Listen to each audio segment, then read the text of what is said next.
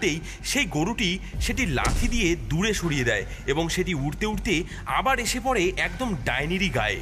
ওরে হাম্বা, এটা তুই কি করলি? আমি পাগল হয়ে যাব এবার। ওরে বাবা রে, আমাকে ছেড়ে দে রে, আমাকে ছেড়ে দে।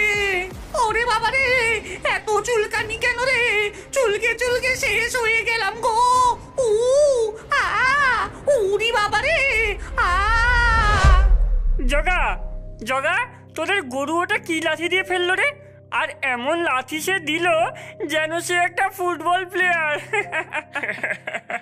কি জানি কি হবে জানি না।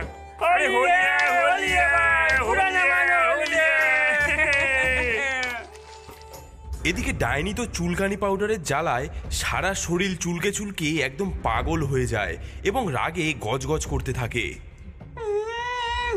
এবার আমি সত্যিই পাগল হয়ে যাব। আমি কি করব বুঝে উঠতে পারছি না। খেয়ে ফেলবো সবাইকে, ঘাড় মটকে দেবো সবার। এত কিছু হবার পর ডাইনি সত্যি পাগলের মতো আচরণ করতে লাগলো। সে একটি ছুরি বার করে দৌড়ে গেল বাচ্চাদের দিকে। এবার দেখ তোদেরকে কি করি। এদিকে বাচ্চারাও ডাইনিকে ছুটে আসতে দেখে তারা যে যার মতো পালিয়ে যেতে লাগলো। জগা, পাঁচু, সবাই পালা।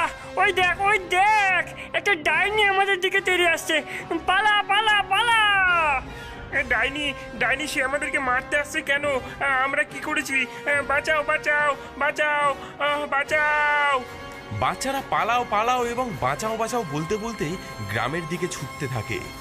বাঁচাও বাঁচাও, এই ডাইনি আমাদেরকে মেরে ফেলতে চায়। কে কোথায় আছো? বাঁচাও বাঁচাও বাঁচাও, এই ডাইনি আমাদেরকে মারতে চায়। বাচ্চাদের চিৎকার শুনে গ্রামবাসীরা ছুটে আসে। আরে কে কোথায় আছিস রে? আরে লাঠি সোটা নিয়ে বেরিয়ে আয়, এই ডাইনি আমাদের বাচ্চাদের উপর আক্রমণ করেছে রে। আরে মার মার।